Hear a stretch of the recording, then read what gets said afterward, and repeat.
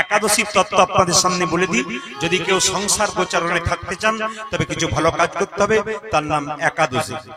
আচ্ছা বলুন তো, একাদশী ছেলে না মেয়ে? জোরে বলুন। আপনাদের কারো জানা আছে একাদশী ছেলে না মেয়ে? ভালো করে শুনবেন, একাদশী হলো মেয়ে। বলবেন কেন? একাদশীর জন্ম কথা শুনে রাখুন, কিছু সংসারে করুন, আপনার লাভ আছে। আপনারা আগামী দিন থেকে আমি শপথ করিয়ে যাব আপনাদেরকে, 12 দিন 12 মাসে 24টা একাদশী হয়, প্রতি মাসে 2টো করে। মুসলিম সমাজে দেখবেন 30 দিন রোজা রাখে, একটানা 30 দিন রাখে, ওটা আমরা 12 মাসে 24 দিন করি। দুর্গার অষ্টমী করি, শিব চতুর্দশী করি, এইসব করতে করতে আমাদের কেটে কেটে 30 দিনই হয়ে যায়। একটু বলবো যে যেখানে বসে আছেন, একাদশীর জন্ম কোথা থেকে? একজন অসুর ছিল, ভালো করে শুনবেন। অসুরটার নাম মূর। ওই অসুরটা একদিন ভগবান বিষ্ণুর সঙ্গে যুদ্ধ করলো। ভগবান বিষ্ণু চালাকি করে গুহার মধ্যে ঢুকে গেল ভয়ে। মূর নামক অসুরটা মনে মনে ভাবলো, বারে তোর তো সাহস কম নয়, আমার কাছে হেরে গিয়ে তুই ঢুকে গেলি গর্তের মধ্যে গুহাতে, এবার তোকে ছেড়ে দেবো না।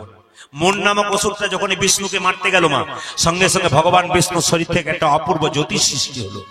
ওই জ্যোতি থেকে একটা সুন্দরী রমণী এসে দাঁড়ালো, আর সেই রমণী ছুটে এসে ওই মূর নামক অসুরের মস্তক ছেদন করলেন। মাথাটা মাটিতে কেটে পড়ে গেল। সঙ্গে সঙ্গে ভগবান বিষ্ণু মেয়েটাকে বললেন, বারে মেয়ে, আমি যাকে মারতে পারলাম না, হত্যা করতে পারলাম না, তুই তাকে মেরে ফেললি, বাহ, ধন্যবাদ তোকে, তালি জানাই। ভগবান বিষ্ণু এই কথা শুনে মেয়েটি ভগবানের চরণ ধরে বলল, প্রভু অপমান করছেন আমায় কেন? আপনার শরীর থেকে আমার জন্ম হয়েছে, আপনার শক্তিতে আমি শক্তিময়ী হয়েছি, আমি তো আপনার দ্বারা একে মেরেছি, আমাকে অপমান করছেন কেন? কি চাস তুই? রমণী হয়ে বেঁচে থাকতে চাস? হ্যাঁ। কি চাস? পৃথিবীতে আমি এমন এক জায়গায় থাকতে চাই যেখানে মানুষ গেলে সব তীর্থের ফল একসঙ্গে লাভ করতে পারে। ভগবান বললেন, তোর নাম দিলাম একাদশী। যদি কোনো ব্যক্তি একাদশী করতে পারে, দরকার হয় না যাবার গয়া, দরকার হয় না যাবার কাশী, দরকার হয় না বৃন্দাবন, সব তীর্থে যাবার ফল একাদশীতেই পাওয়া যায়। মনে মনে ভাবছেন সময় নাই, একাদশী করুন। মনে মনে ভাবছেন টাকা নাই, একাদশী করুন। সব তীর্থের ফল এক জায়গায় আসবে যদি একাদশী করতে পারেন। এইবার বলে রাখি, একাদশী কত বছর বয়স থেকে শুরু করা যায়? কত বছর পর্যন্ত? 8 থেকে 80 বছর পর্যন্ত যে কোনো ব্যক্তি একাদশী করতে পারে। শুনে নিন, আমাদের সমাজে কিছু কিছু মানুষ বিভ্রান্ত করে, আমাদেরকে ফোন করে বলে, প্রদীপ বাবু আমরা সদবা মেয়ে, ফোন করে করে লোকে বলছে তোমাদের এখন একাদশী করা দরকার কি, বিধবা যারা তারা করবে। না, একবারে সম্পূর্ণ ভুল কথা। একাদশীর কোন সদবা বিধবা নাই মা। একাদশী 8 থেকে 80 বছর পর্যন্ত সবাই করতে পারে। আপনারা চমকে যাবেন যে যেখানে বসে আছেন। মুসলিম ভাইদের 30 দিন রোজা হয়, মুসলিম ভাইদের 30 দিন রোজা হয়। ছোট্ট 7-8 বছরের ছেলে মায়ের হাত ধরে বলে, মা ও মা তুমি রোজা রেখেছো, আমি রাখবো। তুই রোজা রাখবি? আল্লাহ তোর বরকত করুক, রাখ রাখ রাখ। মা তাকে আরো জাগিয়ে দেয়, তুই রাখ রাখ। আর আমাদের যদি কোনো ছেলে তার মাকে বলে, মা আজ তুমি একাদশী করেছো, ফলমূল খাচ্ছ, আমি একটু একটু ফলমূল খাবো, তখন মাটা বলে, ডাক্তার বলেছে না খালি পেটে থাকতে নাই, মরবি, বুড়ো হবি তখন করবি। এই জন্য তো ধর্মটা রসাতলে গেছে। আপনার বাচ্চাকে তৈরি করবেন কি করে, কৃষ্ণ ভক্ত তৈরি করবেন কি করে, যদি মা সাহায্য না করতে পারে। বাঘিনী যখন বাচ্চাদের সাঁতার শেখায়, বইয়ে পড়েছিলাম, আগে বাচ্চাগুলো জলে নামে না, আগে বাঘিনী নেমে যায়, তারপর বাচ্চা নামে। মায়েরা, আপনারা ধর্মের পথে আগে নামবেন, তবে তো আপনার বাচ্চা আপনার পেছন পেছন নামবে। শাস্ত্র বলেছে মা যেমন হবে ছা তেমন হবে। তাহলে বাবা যেমন হবে ছা তেমন হবে না? না হবে কেন? বাবা তো সংসারের কাজের জন্য রোজগার করতে যায়, মা সংসারে থাকে, মায়ের দায়িত্ব যে সবচাইতে বেশি থাকে। প্রাক্তন রাষ্ট্রপতি যিনি চলে গেছেন এপিজে আব্দুল কালাম বলেছেন, কি বলেছেন, একজন মা হলো 100টা স্কুলের সমান, আর একজন বাবা হলো 100টা শিক্ষকের সমান।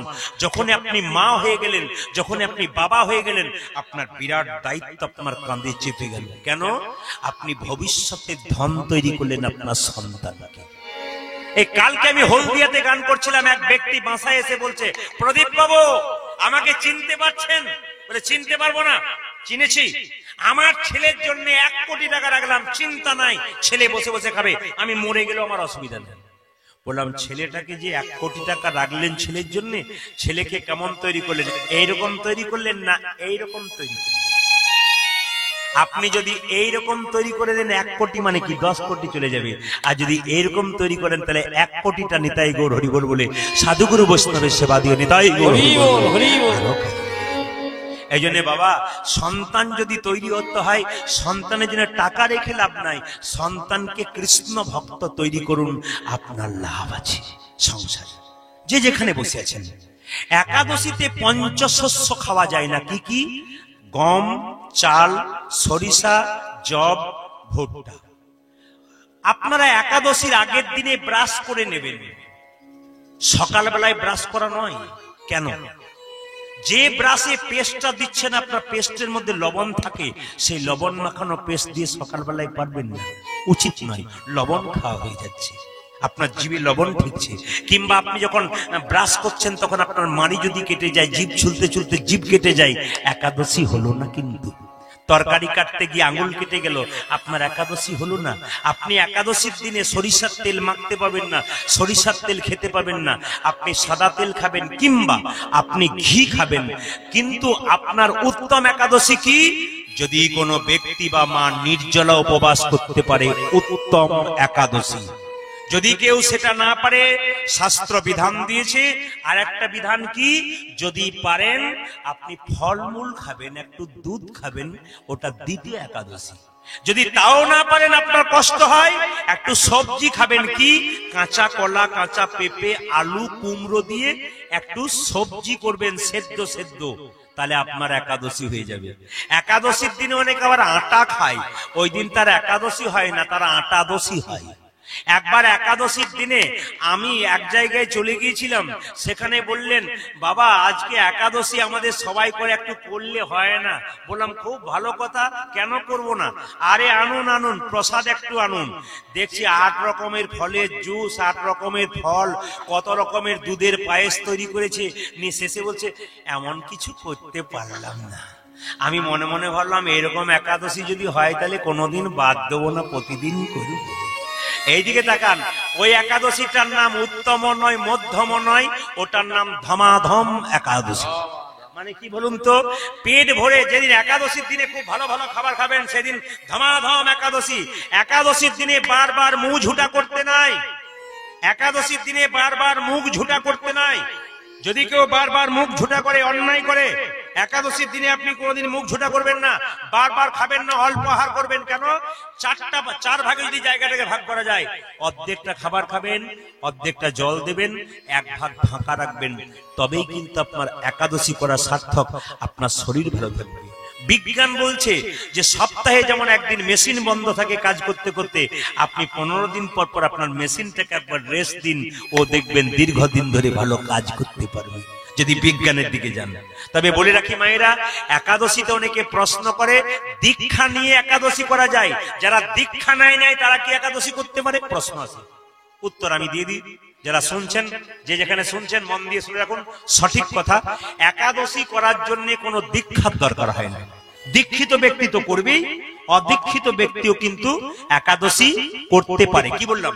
দীক্ষিত ব্যক্তি করতে পারে, আবার অদীক্ষিত ব্যক্তিও করতে পারে, এর জন্য কোনো ব্যাপার নেই। তবে বলে রাখি মায়েরা, যে যেখানে বসে আছেন, আপনারা একাদশী আগামী থেকে করছেন তো?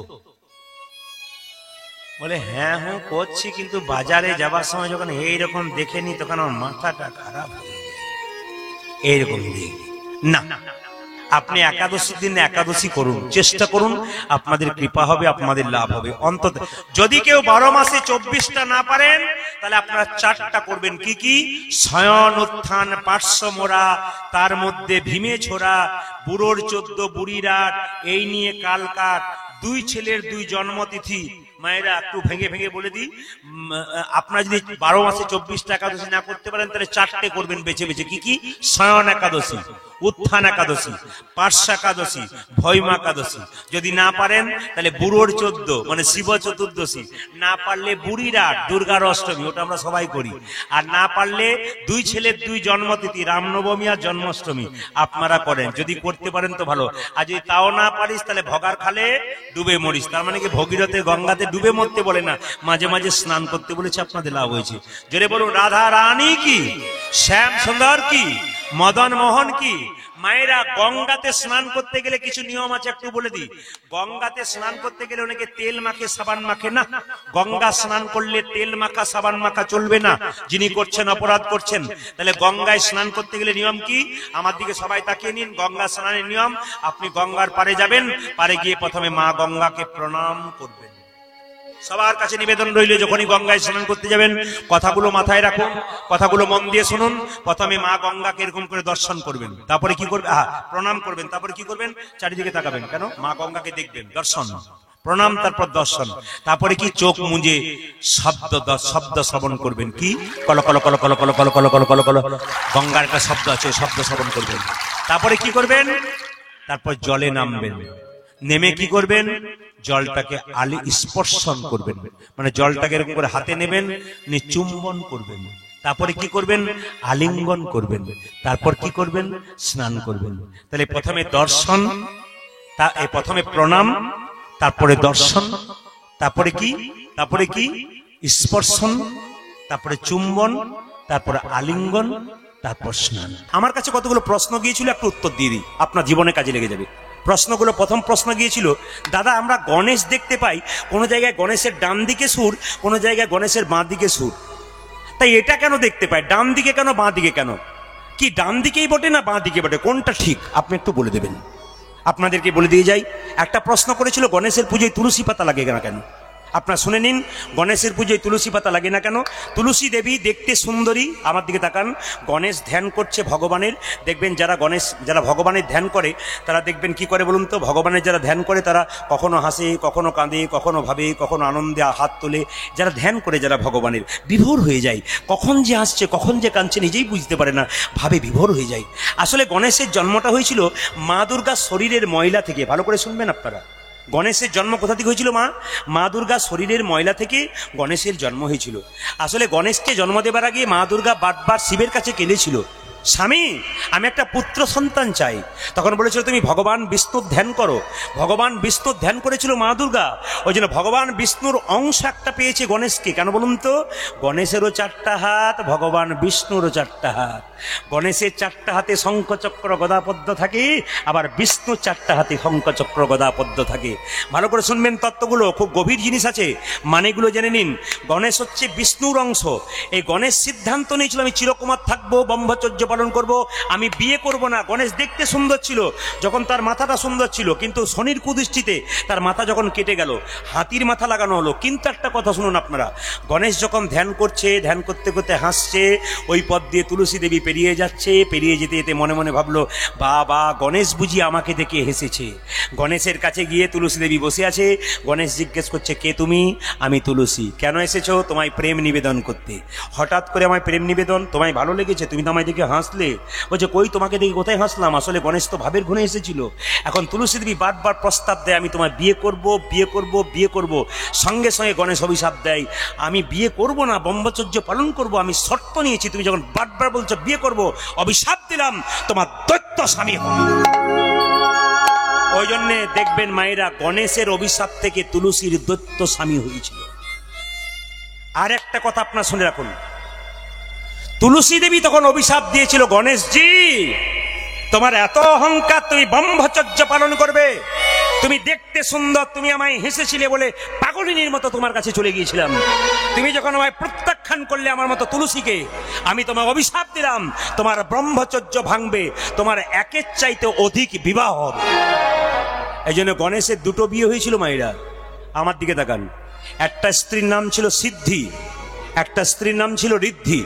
ভালো করে তাকাবেন, সিদ্ধি বসত গণেশের ডান দিকে আর ঋদ্ধি বসত গণেশের বাঁ দিকে। সবাই একটু ভেবে নিন তো, কারো যদি দুটো স্ত্রী হয়, দুটোকে এসে ভালোবাসে, ডান দিকে বাঁ দিকে যদি বসায়, ডান দিকের জন যদি বলে আমার দিকে ঘোরো, বাঁ দিকের জন বলবে কেন দিকে ঘুরছো, এদিকে ঘোরো। এখন সিদ্ধি যখন বলে এই যে স্বামী আমার দিকে ঘোরো, সোঁটটা তখন কি ঋদ্ধির দিকে যাবে না সিদ্ধির দিকে যাবে? জোরে বলুন, জোরে বলুন, যুক্তি বুঝতে হবে আর কি। যখন গণেশকে সিদ্ধি বলতো আমার দিকে তাকাও, তখন গণেশের সুর ডান দিকে, সিদ্ধির দিকে। আবার ঋদ্ধি বলতো ওই দিকে কি তাকাচ্ছ, এইদিকে, তখন গণেশের সুর আবার বাঁ দিকে। তার মানে গণেশের সুর বাঁ দিকেও হয়, ডান দিকে হয়। যখন সিদ্ধির দিকে তাকায় তখন ডান দিকে, ঋদ্ধির দিকে তাকায় তখন বাঁ দিকে। আপনারা কোন গণেশ বাড়িতে রাখবেন, ব্যবসা যারা করেন তারা কোন গণেশ বাড়িতে রাখবেন, শাস্ত্রের কথা, সুন্দর কথা, ব্যাখ্যার কথা, বর্ণনার কথা, প্রেমের কথা, প্রমাণিত কথা, প্রমাণ ছাড়া কথা নয়, মন দিয়ে শুনবেন। গণেশের ডান দিকে যে সুর তা হলো সিদ্ধিদাতা গণেশ, বিনায়ক। তার মানে কি, আপনি যদি ভক্তি চান ভগবানের, তাহলে আপনি গণেশ ডান দিকে সুর রেখেছে, সেই সুরাওলা গণেশ বাড়িতে রাখুন। কারণ মেয়েরা তো ভক্তি করে, পুজো করে, সিদ্ধি লাভ করবেন যদি, তাহলে গণেশের ডান দিকে সুরটা বাড়িতে রাখুন। আর ঋদ্ধি মানে সমৃদ্ধি, বাঁ দিকে যে থাকে ওটা সমৃদ্ধি, মানে ব্যবসা বাণিজ্যতে উন্নতি হয়। ওই জন্য বড় বড় ব্যবসায়ীদের দিকে তাকাবেন, যারা তত্ত্ব বোঝে, যারা গান বোঝে, যারা পড়াশোনা করেছে, তারা দেখবেন গণেশের বাঁ দিকে যে সুরটা রয়েছে ওই দিকটা কিন্তু দোকানে রাখে। তাই দোকানদানি ব্যবসা যারা করছেন তারা বাঁ দিকে গণেশের সুরটা রাখবেন। আর বাড়িতে মায়েরা যে গণেশকে রাখবেন এরকম ছবি কিনবেন যেন ডান দিকে সুরটা থাকে। একটু কথা বলে দিই, একজন প্রশ্ন করেছিল এখানে এসে যে লেবু লঙ্কা কেন দোকানে টাঙানো হয়। শুনে রাখুন, লক্ষ্মীর প্রিয় খাদ্য হচ্ছে মিঠাই, আর দারিদ্রতার প্রিয় খাদ্য হচ্ছে টক আর ঝাল। এই জন্য আমার বাড়িতে খবর হয়েছে, আমার দরজার সামনে 10 লাখ টাকা রাখা আছে। চোর বলল দরকার নাই, প্রদীপ পালের ঘরের ভেতরে ঢুকবো কি করে, 10 লাখ টাকা দরজার সামনে টাঙানো আছে, ওইটা নিয়েই বেরিয়ে যাব, ভেতরে ঢোকার দরকার নাই, আমার পাবার জিনিস পেয়ে গেলাম। তার মানে উদাহরণটা আমি এই জন্য দিলাম, যদি দারিদ্রতার টক আর ঝাল পছন্দ হয়, আর দোকানদাররা যদি লেবু আর লঙ্কা দরজায় টাঙায়, আর দারিদ্র ভেতরে ঢুকবে, সব তো বাইরে থেকেই পালিয়ে যাবে। মেয়েদের পেটে বাচ্চা এলে অনুকূল ঠাকুর বলল 3টে নিয়ম পালন করো। শ্রীমদ্ ভাগবত গীতা পড়ো, পড়তে না পারলে মাথায় ঠেকাও। 2 নম্বর, প্রত্যেক দিন মন্দিরে ভগবানের কাছে প্রণাম করে বলো, ছেলে হোক কি মেয়ে হোক তোমার চরণে প্রণাম জানালাম, যেন কৃষ্ণ ভক্ত সন্তান হয়। 3 নম্বর, তুলসী গাছে প্রত্যেক দিন জল দেবেন, বৈষ্ণবের প্রসাদ সেবা করবেন। বৈষ্ণবের উচ্ছিষ্ট প্রসাদ আপনাদের পেতে হবে, ভক্ত সন্তান লাভ করবেন। যে যেখানে বসে আছেন তত্ত্বগুলো শুনে নেবেন। কারা কারা ইস্কন মন্দিরে গেছেন জোরে বলুন, কারা কারা ইস্কন মন্দিরে গেছেন? নবদ্বীপ, মায়াপুর। বেশ, শিল প্রভুপাদকে দেখেছেন জোরে বলুন হ্যাঁ না না। শিল প্রভুপাদের ছবি দেখেছেন? বেশ ভালো করে শোনা। এখন রামকৃষ্ণ পরমহংসদেব বলেছেন, বাচ্চার ছেলের মন হচ্ছে কচি বাঁশের মতো, যেদিকে বাঁকাবেন সেদিকে বাঁকবে। বাঁশ মোটা হলে আর বাঁকবে না। এই জন্য আপনাদের কাছে নিবেদন রইল, শিক্ষা যদি দেবেন ছোট থেকে বাচ্চাদেরকে দিন। ছোট ছোট বাচ্চাগুলোকে প্রথম থেকে বলাতে শেখান। কি, যাকে দেখবেন বৈষ্ণব দেখলে, ঘরে কাউকে দেখলে বলবে বাবা একটু সন্ধ্যাবেলা হরিনাম করো তো, হরে কৃষ্ণ জয় নিতাই, বাচ্চাকে বলান। পড়াবেন, অয়ে অজগরটি আসছে তেরে, আয়ে আমটি আমি খাবো পেরে, হসই দিদু ছাড়া ভয়ে মরে, দীর্ঘইতে গল পাখি পাছে ধরে। আপনারা পড়াবেন, অয়ে আমটি আসছে, অয়ে আমটি আমি খেবে, অয়ে অজগরটি আসছে তেরে, আয়ে আমটি আমি খাবো পেরে। হ্যাঁ, অয়ে অয়ে অজগরটি আসছে তেরে, আয়ে আমটি আমি খাবো পেরে, হস হইতে ইঁদুরছানা ভয়ে মরে, দীর্ঘ হইতে ইগল পাখি পাছে ধরে। এগুলো শেখাবেন, তার ফাঁকে ফাঁকে শেখাবেন কয়ে কৃষ্ণ, রয়ে রাধা, দন্তন্নতে নিতাই, গয়ে গৌর, বরকির জয় জগন্নাথ। এগুলো আপনাদের শেখানো।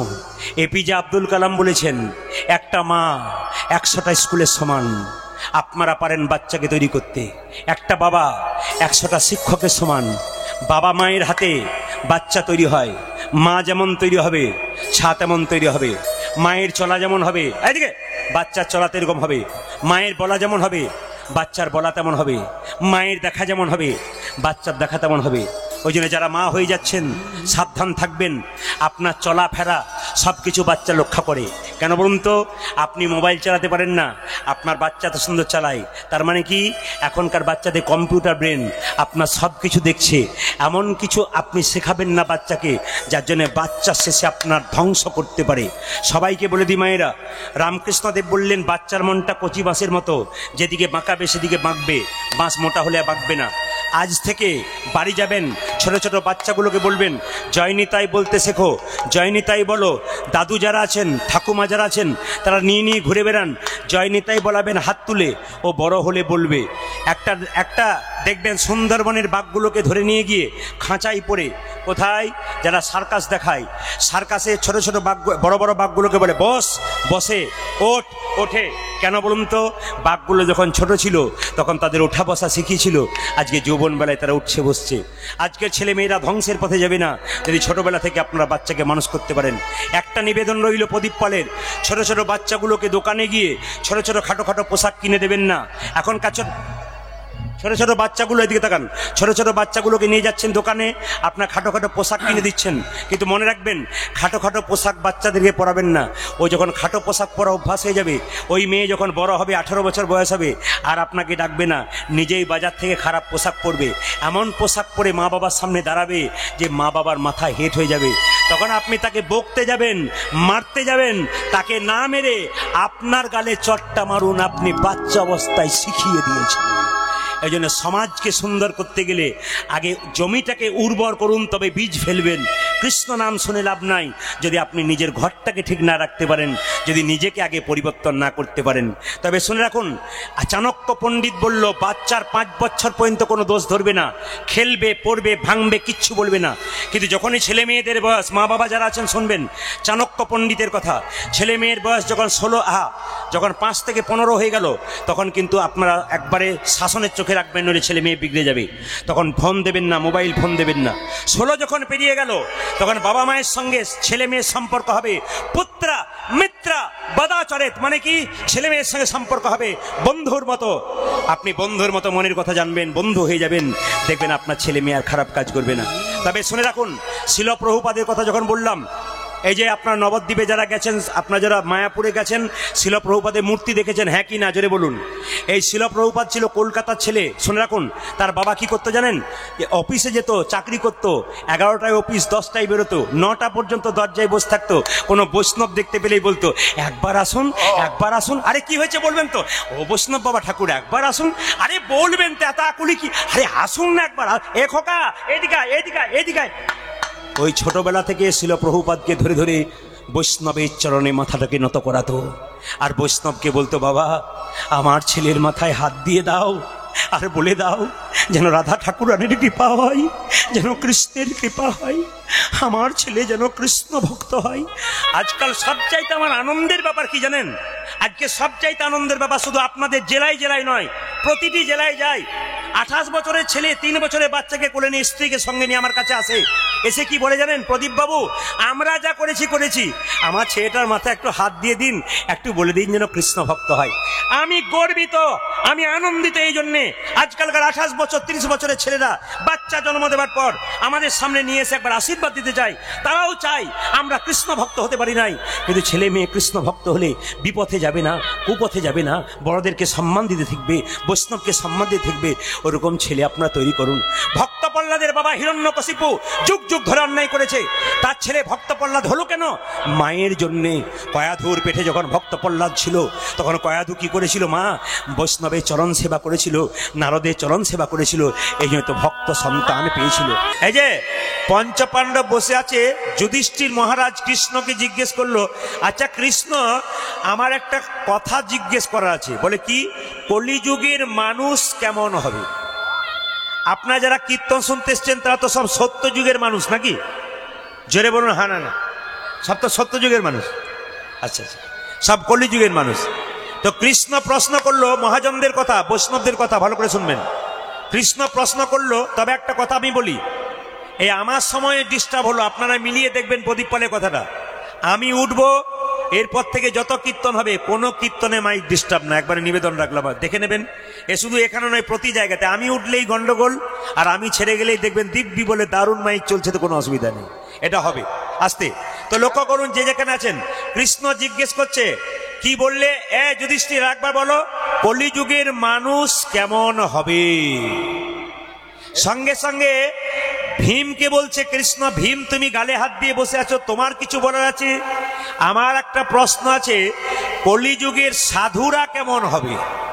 ভালো করে শুনবেন, এই দামি কথা মন দিয়ে শুনে বাড়ি যাবেন। কলিযুগের সাধু কেমন হবে? তৃতীয়, অর্জুন, অর্জুন, অর্জুন, আর অর্জুনের মাথা ঠিক নেই, অর্জুন বলছে অর্জুন তোমার কিছু ব্যাপার আছে। আস্তে, অর্জুন তোমার কিছু ব্যাপার আছে। অর্জুন বলল, আমার প্রশ্ন হচ্ছে যে কলিযুগের মা বাবা কেমন হবে, মানে কলিযুগের বাবা মা কেমন হবে, আর ছেলে বড় হয়ে বাবা মায়ের সঙ্গে আচার আচরণ কেমন করবে। কৃষ্ণকে জিজ্ঞেস করছে। ভালো করে আমি প্রশ্নগুলো জিজ্ঞেস করবো কিন্তু আপনাদের। তিনটে প্রশ্ন হয়ে গেল, যুধিষ্ঠিরের, ভীমের, অর্জুনের। নকুল প্রশ্ন করলো, আচ্ছা প্রভু আমার একটা কথা জিজ্ঞেস করা আছে। বলে কি? কলিযুগের ধর্ম কেমন হবে, কলিযুগের ধর্ম কেমন হবে। আচ্ছা বেশ, ঠিক আছে। আচ্ছা সহদেব তুমি কিছু জিজ্ঞেস করছো। সহদেব বলছে কলিযুগে 3 ভাগ পাপ আর 1 ভাগ পুণ্য। তা কলিযুগের মানুষ কি এমন কাজ করবে যার জন্যে এই 3 ভাগ পাপ থেকে মুক্তি হবে, আমায় একটু বলে দিন। আমি কিন্তু প্রশ্নগুলো করলাম, যদি কেউ বলতে পারে আমি তাকে কোটি কোটি প্রণাম দেবো। প্রশ্নগুলো শুধু বলবেন। কৃষ্ণকে, আচ্ছা কৃষ্ণকে যুধিষ্ঠির মহারাজ জিজ্ঞেস করলেন কি, কলিযুগের, জোরে বলুন, মানুষ মানুষ কেমন হবে। 2, ভীম জিজ্ঞেস করলো কি, কলিযুগের সাধু কেমন হবে। অর্জুন কি জিজ্ঞেস করলো, কলিযুগের বাবা মা কেমন হবে। আচ্ছা নকুল কি জিজ্ঞেস করলো, কলিযুগের সাধুরা কেমন হবে, কলিযুগের ধর্ম কেমন হবে। আর সহদেব জিজ্ঞেস করলো 3 ভাগ পাপ কলিযুগে, 1 ভাগ পুণ্য। তা কি করলে আমরা পাপ থেকে মুক্তি পাবো, একটু বলে দিন। কৃষ্ণ বলল আজকে আমার সময় নেই, আমি একটু চললাম, তোমাদেরকে কালকে আমি উত্তরটা দেব। লক্ষ্য করুন, তোমরা এক কাজ করো, কাল সকালবেলায়, না কালকে সকালবেলায় আমি আসবো। আজকে 5 ভাই 5টা রাস্তা দিয়ে যাবে, আলাদা আলাদা রাস্তায়। কি কি দেখলে কাল সকালে আমাকে বলবে, আমি তোমাদের প্রশ্নের উত্তর দিয়ে দেবো। যুধিষ্ঠির মহারাজ যখন গেল তখন দেখতে পেল একটা হাতি। যুধিষ্ঠির মহারাজ মনে মনে ভাবছে কেমন হাতি দেখলাম রে বাবা, বাপের কালে এমন হাতি ও মায়েরা। হাতির 4টে পা দেখলো, হাতির 2টো কান দেখলো, 2টো চোখ দেখলো, একটা লেজ দেখলো। আশ্চর্য ব্যাপার, হাতির 2টো মুখ দেখতে পেল। তা যুধিষ্ঠির মহারাজ মনে মনে ভাবছে হাতি তো দেখলাম বহু, কিন্তু এ কেমন হাতি দেখলাম। কৃষ্ণ বলেছে এই পথ দিয়ে চলে যাও, আমি দেখতে পেলাম একটা হাতি। হাতির আবার 2টো সুর, কোনো জায়গায় তো দেখতে পাই নাই। আচ্ছা ঠিক আছে, কালকে সকালে কৃষ্ণকে জিজ্ঞেস করব, তুমি যে আমাকে ওই পথে যেতে বললে, হাতি দেখলাম, তার 2টো সুর দেখলাম কেন। ভালো করে শুনবেন যারা জ্ঞানী আছেন। দ্বিতীয় পথ দিয়ে যাচ্ছে কি ভীম। প্রথমে কি দেখলো যুধিষ্ঠির মহারাজ, একটা হাতি, তার কটা মাথা, জোরে বলুন, কটা মুখ দেখান। কটা মুখ বললাম, সবাইকে দেখাতে হবে, কটা মুখ বললাম, 2টো। আচ্ছা এইবার ভীম যখন গেল তখন দেখতে পেল একটা মরা জন্তু নদীতে ভেসে আসছে, কিন্তু সেই জন্তুটা পচে গেছে। সেই জন্তুর উপর একটা পাখি বসে আছে, সেই পাখিটার ডানাতে হরে কৃষ্ণ নাম লেখা, কিন্তু ওই মরা জন্তুটা খুঁড়ে খুঁড়ে খাচ্ছে, ওই পচা জিনিসগুলোকে খুঁড়ে খুঁড়ে খাচ্ছে। ভীম চমকে গেল। আমরা তো জানি যারা নাম লেখা ভক্ত হয় তারা নোংরা খাবার খায় না, কিন্তু এই পাখিটার গোটা ডানাতে কৃষ্ণ নাম লেখা আছে, কিন্তু সে কেন পচা জিনিস খাচ্ছে। আচ্ছা কৃষ্ণকে জিজ্ঞেস করব। এবার অর্জুন যখন এক পথে গেল তখন দেখতে পেল একটা গাভী বাচ্চা প্রসব করেছে। ও মায়েরা, একটা গাভী বাছুর প্রসব করেছে, কিন্তু বাছুরটার গাটা চাটতে চাটতে চাটতে চাটতে গোটা বাছুরটার শরীর থেকে রক্ত বেরিয়ে বাছুরটা মায়ের কাছেই মরে গেল। মনে মনে অর্জুন ভাবলো এ কেমন মা রে বাবা, জন্ম দেওয়ার পর সব গাভীকে দেখি বাছুর চেটে চেটে তার লালগুলোকে, শরীরের লালগুলোকে পরিষ্কার করে দেয়, কিন্তু এ তো চাটতে চাটতে গোটা শরীরের রক্ত বের করে দিল, বাছুরটা তো মরে গেল, এ কেমন মা? আচ্ছা ঠিক আছে, তাহলে যুধিষ্ঠির, আজকে যুধিষ্ঠির মহারাজ হলো, ভীম হলো, অর্জুন হলো, এবারে যাচ্ছে কে? নকুল। তিনি কি দেখলেন? 6টা গর্ত, আস্তে ভালো করে শুনবেন, 6টা গর্ত, 1 নম্বর, 2 নম্বর, 3 নম্বর, 4 নম্বর, 5 নম্বর, 6 নম্বর, 4টে গর্তে জল, 2টো গর্ত ফাঁকা। তা 4টে গর্তে জল, 2টো গর্ত ফাঁকা কেন? কৃষ্ণকে জিজ্ঞেস করব। এবার সহদেব যখন যাচ্ছে, যখন চমকে গেল, একটা বিরাট বড় পাহাড় থেকে 10 কুইন্টাল পাথর গড়গড় গড়গড় করে পড়ছে।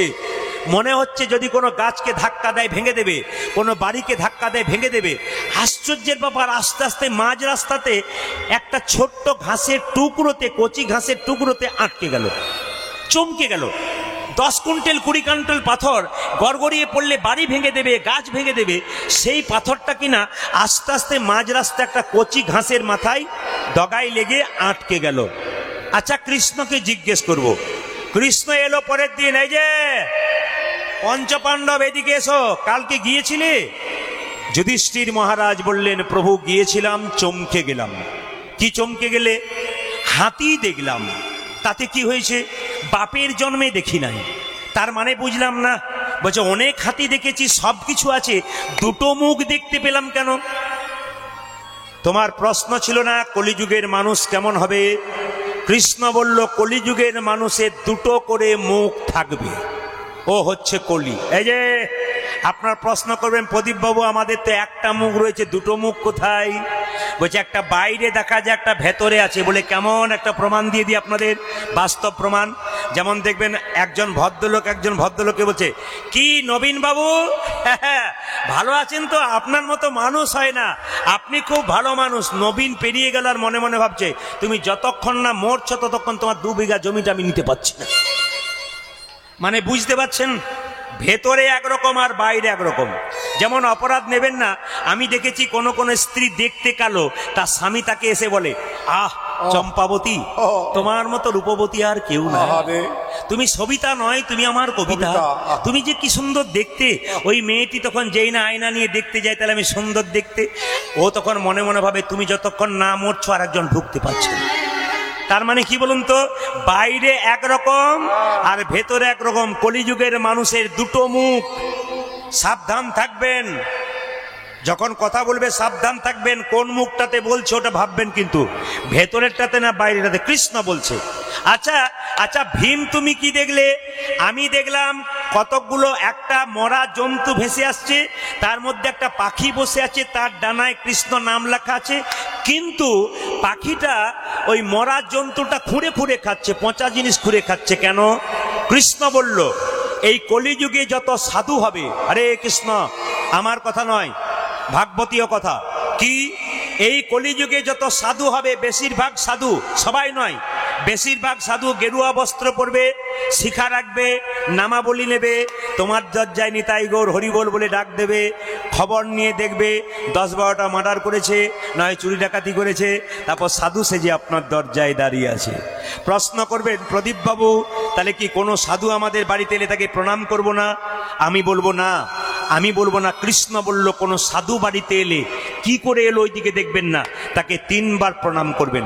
বলে 1 বার প্রণাম করলে হয়, 3 বার কেন প্রণাম করব? 3 বার প্রণাম করবেন এই জন্যে, সাধুটা যে গেরুয়া বস্ত্র পরেছে, ওই বস্ত্রটা ত্যাগের প্রতীক, সাধু বাবাকে নয়, ওই ত্যাগের প্রতীক গেরুয়া বস্ত্রকে একটা প্রণাম দাও। দ্বিতীয় প্রণাম কেন দেবে?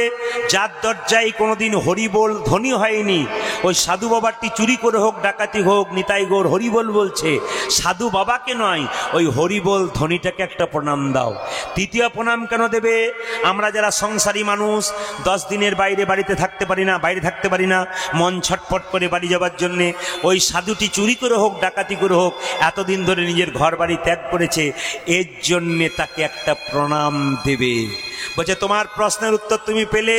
বলে, হ্যাঁ পেলাম। অর্জুন তুমি কি বললে? আমি দেখতে পেলাম প্রভু একটা গাভী তার বাচ্চাকে প্রসব করলো, 4 চাটতে চাটতে গোটা শরীরটা রক্ত বের করে ওকে শেষ করে দিল। বলছে এটাই হচ্ছে কলিযুগের মা বাবা কেমন হবে তুমি বলেছিলে, আর ছেলেরা কেমন ব্যবহার করবে বলেছিলে। শুনে রাখো, কৃষ্ণ বলল কলিযুগের মা বাবা কেমন হবে। এইদিকে তাকাবেন মায়েরা, এখন মা বাবা কেমন হবে আমি বলে দিই। যেমন কলিযুগের মা বাবা, ছেলেগুলো যখনই জন্ম হচ্ছে জ্যান্ত মরা, মানে জীবিত থাকতে মেরে ফেলছে। কেন? এমন পড়াশুনো করতে হবে তোকে, কলমের ডগায় লাখ লাখ টাকা রোজগার করতে হবে। ওই পাশের বাড়ির ছেলেটা ফার্স্ট হয়ে যাচ্ছে, তুই কি করছিস? তার মানে চাপ দিয়ে দিয়ে তাকে মানবিকতা শেখাচ্ছে না, ধর্ম শেখাচ্ছে না, তাকে বলছে তোকে আমেরিকা যেতে হবে, লন্ডন যেতে হবে, ডাক্তারি পড়তে হবে। এই পড়া করে করে তাকে একটা টাকা রোজগার করার যন্ত্র তৈরি করে দিচ্ছে। মানবিকতা, মনুষ্যত্ব নষ্ট হয়ে যাচ্ছে। এরপরে সে তার মা বাবাকে চিনতে পারছে না, আত্মীয় স্বজনকে চিনতে পারছে না।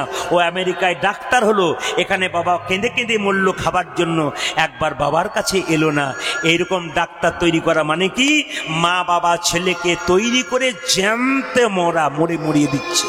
মানে জীবিত থেকেও মেরে দিচ্ছে। কেন? তোকে অনেক বড় হতে হবে, টাকা রোজগার করার যন্ত্র তৈরি। একবারও বলছে না। দেখুন স্কুলে মাস্টার মশাইরা পড়ায়, এবছর বিবেকানন্দ রচনা পড়তে পারে, এবছর ঈশ্বরচন্দ্র বিদ্যাসাগর রচনা পড়তে পারে, মুখস্থ করো, এই সব বলে।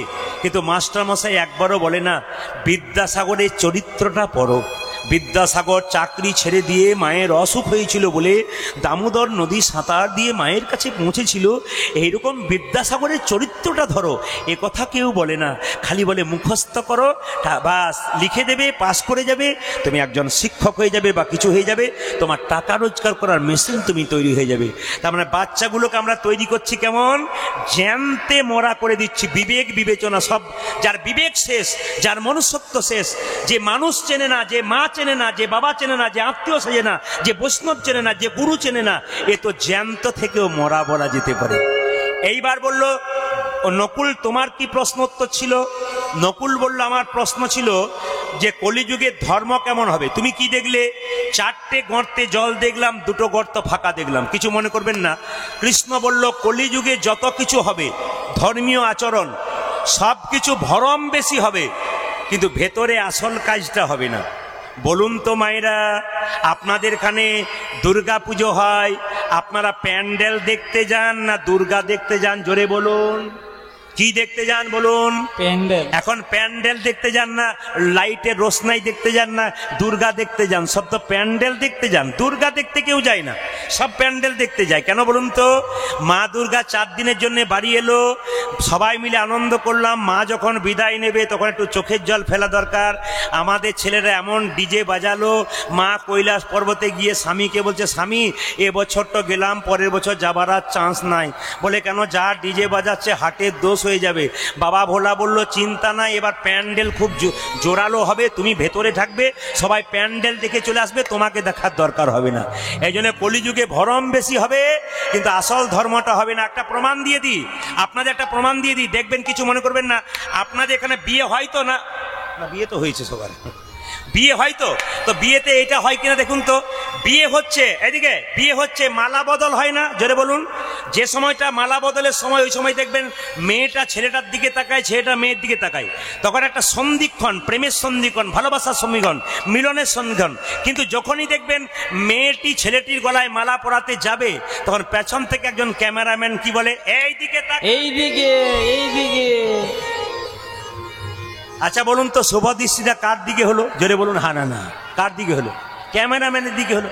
আসল জিনিসটা রইল কি? আমি বলতে চাইছি আপনারা ক্যামেরা করুন, ধরে রাখুন, কিন্তু শুভ দৃষ্টির সময়টা তো এরকম এই দিকে তাকান, এই দিকে তাকান বলবেন না। তাহলে কি হবে না, শুভ দৃষ্টিটা নষ্ট না হয়ে শুভ দৃষ্টি ক্যামেরাম্যানের দিকে হয়ে যাবে, আপনার কিন্তু হবে না। এই জন্য কলিযুগে যা হবে সব ভরম হচ্ছে, আসল জায়গাটা কিন্তু ফাঁকা রয়ে যাচ্ছে বাবা।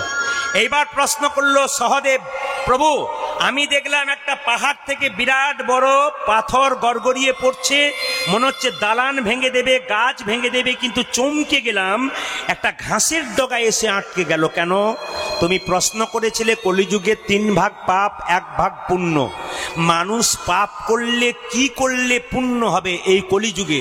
বলছে ওই কচি ঘাস মানে হচ্ছে হরিনাম, আর ওই পাহাড়টা হচ্ছে বিরাট পাপের সমান। আমাদের পাপের সমান পাহাড়, মুক্তি পাবেন খাইতে শুইতে যথাতথা যদি একবার হরিনাম নামক কচি ঘাসের আশ্রয় নিতে পারেন, পাপ থেকে মুক্তি হবে। কি সুন্দর কৃষ্ণ যুক্তি দিলেন। তাই আসুন আজকে যে লীলাটি গাইছি, ও রঘুনন্দন 5 বছর বয়সে পাথরের গোপীনাথকে নাড়ু খাইয়েছিল। ডাকার মতো ডাকলে ভগবান যে খায় তার প্রমাণটা আপনাদের আজকে দেখাবো। রঘুনন্দন 5 বছর বয়সে গোপীনাথকে নাড়ু খাইয়েছিল। এই নাড়ু প্রসাদ কীর্তনের শেষে আপনারা নিয়ে যাবেন। আসতে এই নাড়ু প্রসাদ কীর্তনের শেষে নিয়ে গেলে আপনাদের কি লাভ হবে? প্রশ্ন করবেন, যারা পেছনে আছেন তারা পাবেন না, যারা আছেন আগে তারা পাবেন। কিন্তু একটা কথা আপনাদের বলে যাই, যদি আপনারা প্রসাদ না পান তাহলে একটা কাজ করবেন। রঘুনন্দনের জন্ম হয়েছিল বৃহস্পতিবার। কি বার বললাম? জোরে বলুন। বৃহস্পতিবার। সেদিন কিন্তু একটা দেবতার পুজো, দেবীর পুজো ছিল, তার নাম হচ্ছে সরস্বতী মাতা। মা সরস্বতী পুজোর দিনে কিন্তু জন্ম হয়েছিল কার? না, রঘুনন্দনের। বারটা কি বার ছিল বললাম মায়েরা? জোরে বলুন। কি বার বললাম? বৃহস্পতিবার। বেশ মন দিয়ে শুনবেন একটা একটা করে, মাইকে গঙ্গ ভাবটা কমান। বৃহস্পতিবার রঘুনন্দনের জন্ম হয়েছিল, সেদিন সরস্বতী মায়ের পুজো ছিল। এইবার প্রসাদটা বাড়িতে নিয়ে গেলে আপনাদের লাভ কি হবে আপনাদের একটু বলে দিই। যদি আপনারা প্রসাদ কেউ না পান তাহলে বাড়িতে বৃহস্পতিবার দিন হরির লুট দেবেন 1 কেজি বাতাসা। সেই বাতাসা আপনি কৌটোতে রাখবেন। প্রতি বৃহস্পতিবার আপনার বাড়ির বাচ্চাটা খুব চঞ্চল, আপনার বাড়ির বাচ্চাটার মাথা খুব গরম, আপনি বলেন না একটুকুতে আমার ছেলে রেগে যায়। আপনি একটা কাজ করবেন, প্রতি বৃহস্পতিবার আপনি স্নান করবেন, বাচ্চাকে স্নান করাবেন, তুলসী মন্দিরে বসাবেন, একটি তুলসী পাতা এবং একটুখানি বাতাসা নিয়ে তার কপালে জয় গোপীনাথ বলে 3 বার ঠেকিয়ে তার মুখে দেবেন। প্রতি বৃহস্পতিবার দিন 1টি বছর দিন ভক্তি ভরে মা দিন, দেখবেন 1 বছরের মধ্যে বাচ্চা শান্ত হবে। শুধু তাই নয়, তাকে 4 ঘন্টা পড়তে হবে না, 2 ঘন্টা পড়লেই হবে, ব্রেন তার ঠান্ডা হয়ে যাবে যদি ভক্তি ভরে মা দিতে পারে। এবং প্রত্যেক দিন বাচ্চাকে শেখাবেন তুলসী গাছে জল দিতে হয়, তাকে তুলসী গাছে জল দিয়ে পরিক্রমা শেখাবেন। যতজন কীর্তন শুনতে এসছেন, আমার একটাই কথা, হিন্দু সনাতন ধর্মকে বাঁচাতে হবে। হিন্দু সনাতন ধর্ম যেভাবে চলে যাচ্ছে, আমাদের সাধুগুরু বৈষ্ণবকে মানুষ সম্মান করছে না। আজকে সাধুগুরু বৈষ্ণবকে যদি কেউ সম্মান না করে তবে কৃষ্ণ কৃপা তার কোনোদিন হবে না, সে বোঝে না। এই জন্য বারবার বলবো, অন্য জাতির মানুষ তাদের ধর্মীয় মানুষকে সম্মান দেয়, আর আমাদের সবচাইতে লজ্জার ব্যাপার, আমরা সাধুগুরু বৈষ্ণব দেখলেই ঠাট্টা করি। এই ঠাট্টা যেখানে করবে আপনি প্রতিবাদ করবেন। আমাদের মানুষের মধ্যে আমাদের হিংসা জন্মে আছে, এই জন্য এই জায়গা বন্ধ করুন। কীর্তন হচ্ছে বহু জায়গায়, কীর্তন কমিটির ছেলেরা অক্লান্ত পরিশ্রম করে এই প্যান্ডেল, এত সুন্দর সেবা, এত সুন্দর মাইকের ব্যবস্থা করে, কিন্তু তবুও তাদের নানা রকম কথা শুনতে হয় প্রচুর লোকের কাছে। এই সমস্ত লোকরা যদি খারাপ কথা শোনায় তবে সেই লোককে প্রতিবাদ করবেন যে যারা কীর্তন করাচ্ছে তাদেরকে বলছেন কেন। এগুলো প্রতিবাদ না করলে আমাদের হবে না। ইটের ওপরে ইট সাজালে দেওয়াল তৈরি হয় না, ইট আর ইটের ফাঁকে মশলা দিতে হয়, তবে দেওয়াল তৈরি হয়। অনেকগুলো ভক্ত একসঙ্গে কীর্তন শুনতে এসছেন বলে হিন্দু সনাতন ধর্ম গঠন হয়েছে তা নয়। একজন একজনকে দেখলে জয়নিতাই রাধে রাধে বলতে পারলেই কিন্তু আমাদের কাল থেকে আপনারা একজন একজনকে দেখলে কি বলবেন? রাধে রাধে। কি বলবেন? জোরে বলুন। আমি আরো জোরে শুনতে চাই। কি বলবেন বলুন? আরো জোরসে বলিয়ে, আরো জোরসে। ডান দিয়ে ভাই জোরে। আর কি বলতে হবে কাল থেকে? একটু জোরে বলুন। কি বলবেন? হ্যাঁ, রাধে রাধে বলবেন। যদি কেউ, আপনি কাউকে রাধে রাধে বলছেন, সে যদি না বলে আপনি 10 বার বলবেন, দেখবেন ও একবার রেগেও বলবে রাধে রাধে, আর বলতে বলতে ফেঁসে যাবে। এক সময় তার জীব যখন রাধে রাধে বলবে না, সেও কিন্তু রাধে রাধে বলবে। আসুন, যদি কোনো বাড়িতে অশান্তি হয়ে থাকে, অশান্তি প্রচুর বাড়িতে হয়, মন দিয়ে শুনবেন। এই বাতাসা নিয়ে গিয়ে আপনি তুলসী গাছের গোড়াতে বৃহস্পতিবার দিন দিয়ে দিন, প্রতিদিন 1 ঘটি করে জল দিন। 1 বছর দিলে দেখবেন আপনার বাড়িতে শান্তি ফিরে আসবে। তৃতীয়, যার বাড়িতে অসুস্থ ব্যক্তি আছে, বহুদিন ধরে দীর্ঘদিন ধরে রোগ ভালো হচ্ছে না, আপনি প্রমাণ দেখবেন। তুলসী পাতা দিয়ে জয় গোপীনাথ বলে প্রতি বৃহস্পতিবার খাওয়ান, দেখবেন অনেক কষ্ট থেকে সে রেহাই পাবে যদি ভক্তি ভরে খেতে পারে। আর আপনি যদি ভক্তি ভরে দিতে পারেন, সব কিন্তু ভক্তির উপর নির্ভর করছে, আপনি অবহেলায় দিলে হবে না। আমি যে ঘটনাটি আজকে বর্ণনা করব, বর্ধমান জেলার শ্রীখণ্ড গ্রাম। 2 ভাই, বড় ভাইয়ের নাম মুকুন্দ সরকার, ছোট ভাইয়ের নাম নরহরি সরকার। মুকুন্দ সরকার চিকিৎসা করে, কবিরাজি চিকিৎসা, খুব একটা নাম ডাক নাই। তার ছোট ভাই তার সঙ্গে কি করে? কম্পাউন্ডারি করে। দাদা ও দাদা কি একবার নবদ্বীপে গেলে হয় না?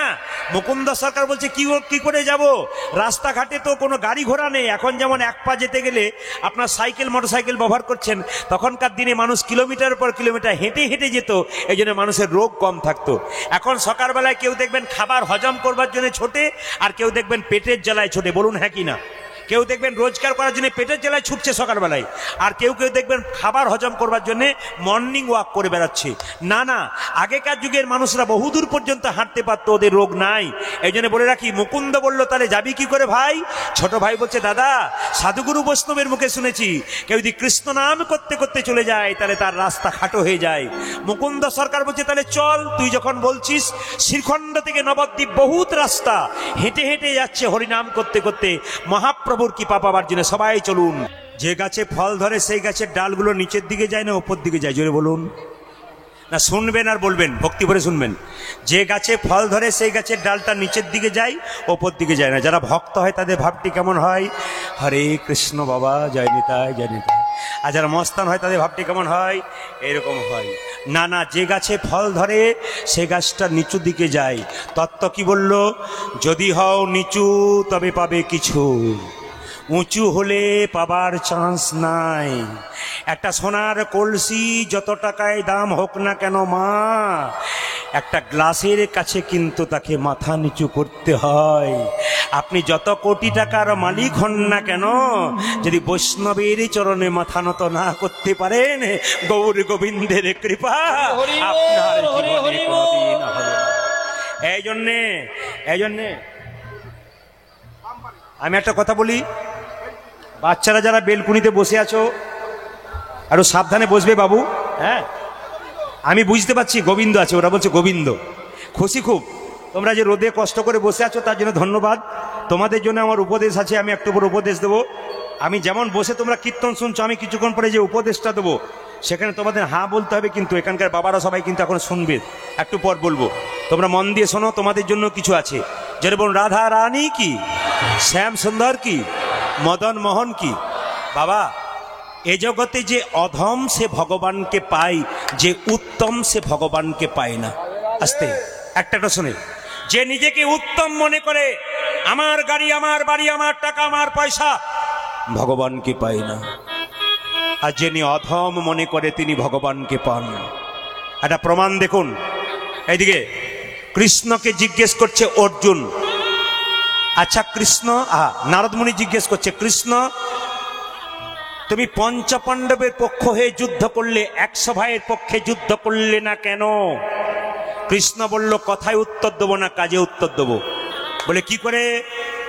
এ নারদ, তোমাকে 3টে ফুলের মালা দিলাম, এই 3টে ফুলের মালা নিয়ে তুমি চলে যাও 100 ভাইয়ের দাদা দুর্যোধনের কাছে, জিজ্ঞেস করো ওদের মধ্যে যে উত্তম তার গলে একটা মালা পরাবে, ওদের মধ্যে যে মধ্যম তার গলায় একটা মালা পরাবে, ওদের মধ্যে যে অধম তার গলায় মালা পরাবে। এই দিকে তাকান। নারদ মুনি ছুটে গেল 100 ভাইয়ের দাদা দুর্যোধনের কাছে, জিজ্ঞেস করলো, এই যে নারদ মুনি কি খবর? 3টে ফুলের মালা। জিজ্ঞেস করছে নারদ, তোমাদের মধ্যে উত্তম কে? দুর্যোধন বলল, আমি হলাম 100 ভাইয়ের দাদা দুর্যোধন, আমি হলাম উত্তম। উত্তমের মালা যদি পরাবে আমার গলায় পরাও। মধ্যম কে? আমার মেজ ভাই দুঃশাসন, তার গলায় পরাও। অধম কে? অধম নাই, উত্তম। হ্যাঁ, একজন আছে। রাস্তা দিয়ে একজন মেথর পেরিয়ে যাচ্ছিল, লোকের পায়খানা পরিষ্কার করে। ও দুর্যোধন নারদকে বলছে, ওই লোকটা অধম, লোকের পায়খানা পরিষ্কার করে বেড়ায়। তখন যে মেথডটাকে বলেছে অধম, সেই মেথডটা দুর্যোধনকে বলছে, রাজামশাই কিছু মনে করবেন না, একটা কথা বলবো। আমার চাইতে আপনার মা আরো বড় অধম। বলে কেন? আমি তো 10-15 জনের পায়খানা পরিষ্কার করেছি একদিনে, আর তোমার মা 100 জনাকার পায়খানা পরিষ্কার করেছে, তোমার মা তো আরো অধম। উত্তরগুলো শুনবেন, কীর্তনের মধ্যে মজা আছে, কীর্তনের মধ্যে তত্ত্ব আছে। উত্তম পেল, মধ্যম পেল, অধম পেল না, 3টে মালা ঘুরিয়ে নিয়ে এলো। কৃষ্ণ বললে, এবার চলে যাও পঞ্চপাণ্ডবের ভাই অর্জুনের কাছে। অর্জুনের কাছে নারদ মুনি যাবার সঙ্গে সঙ্গে অর্জুন নারদকে দেখে প্রণাম করে বলে উঠল, মণিবর, কি আমার ভাগ্য ভালো, তুমি এসেছো আমার গৃহে। আহা তোমার হাতে 3টে ফুলের মালা, বলো তুমি কি চাও। তোমাদের মধ্যে অধম কি, বলো বলো তোমাদের মধ্যে অধম কে? তোমাদের মধ্যে উত্তম কি, তুমি কি? তোমাদের মধ্যে মধ্যম কি। অর্জুন বলে উঠল, নারদ মুনি, উত্তম যদি একজন হয়, তিনি হলেন পুরুষোত্তম ভগবান কৃষ্ণ। পৃথিবীতে একজন উত্তম আছে, তিনি কৃষ্ণ। তার গলায় মালা পরায়ে দাও, মালা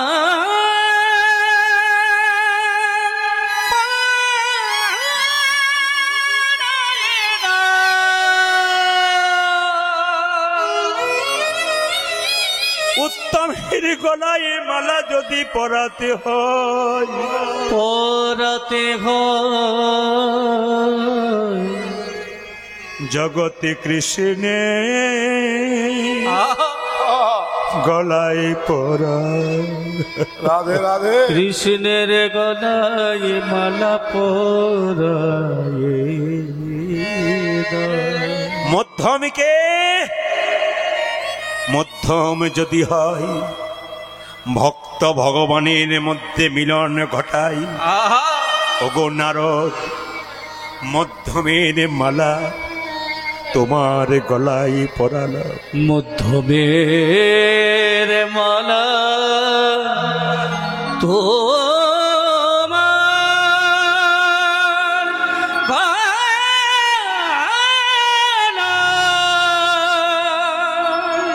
পরে না। অধম কি, অর্জুন চোখের জলে কেঁদে কেঁদে বলে, অর্জুন বলে, নারদ মুনি গো, ও গো নারদ মুনি গো। যুগ যুগ ধরে অপেক্ষা করছি গোবিন্দের চরণ পাবার জন্য। গোবিন্দের চরণে পাবার লাগি মালা যদি পরাবে, মালা যদি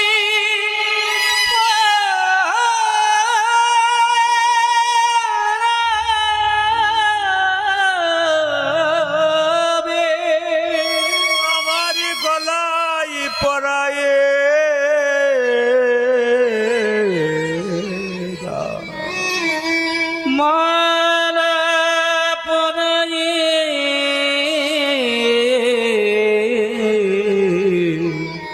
দাও। সংসারের জন্য কেঁদো না গো, কেঁদো না গো, কাঁদবে যদি ভগবানের জন্য একবার কাঁদেবে যদি ভগবানের জন্য একবার একবার কাঁদো। ছেলের জন্য কাঁদবে, মেয়ের জন্য কাঁদবে, কাঁদেবে সে বলবে তুমি আমার জন্য করেছ কি, করেছ কি। তো আপনি তখন বলবেন, যার জন্য করি চুরি সে কিনা বলে চোর।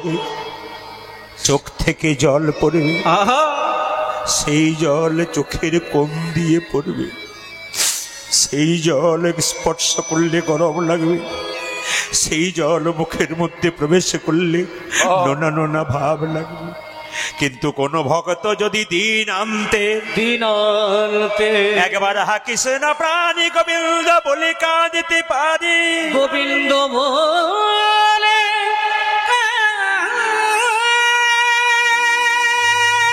কাঁদতে পারে।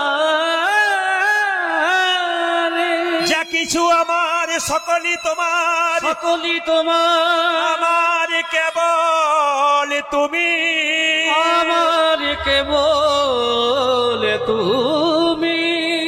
জীবনে মরণে জনমে জনমে জনমে জনমে প্রাণনা হয় তো, প্রাণনা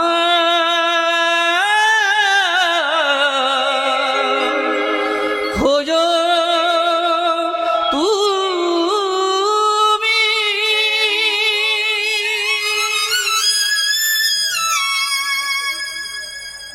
আসরটার দিকে তাকান না, আসর স্থির কেন? ভক্তি যখন মানুষের মধ্যে ঢুকে যায়, প্রেম যখন ঢুকে যায়, আস্বাদন যখন শুরু হয়ে যায়, আর চিৎকার হয় না। ভোজ বাড়িতে যখন চেয়ার টেবিলে খাবার জন্য বসেন, যখন পাতা পড়ে না, লবণ পড়ে না, কাগজি পড়ে না, অন্ন পড়ে না, চিৎকার হয় আমার পাতা ছেঁড়া, আমার পাতায় লবণ পড়ে নাই। কিন্তু যখনই আস্বাদন শুরু হয়ে যায় আহা, তখন আর শব্দ হয় না। নেতাই গৌর হরি বল। তোমরা কাঁদো কৃষ্ণ উলধ্বনি। রাধে রাধে। মুখে কৃষ্ণ বলে। তোমরা কাঁদো কাঁদো কৃষ্ণ মুখে বলে। ও গো কলির জি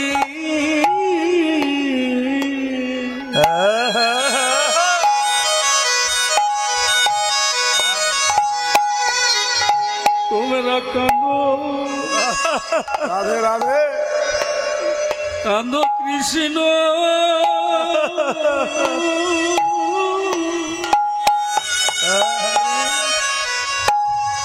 মুখে কৃষ্ণ বলে। বিয়োগ কলির জি।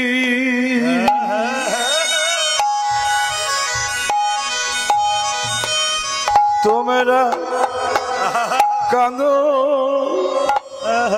কৃষ্ণ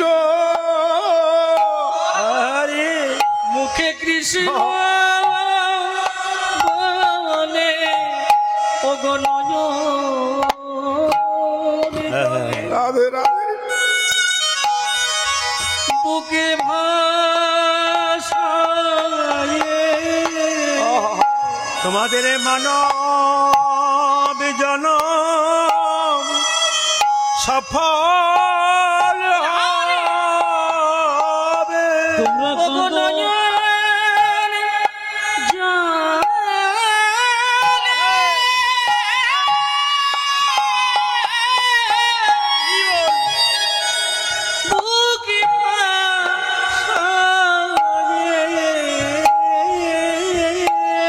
রাধে রাধে।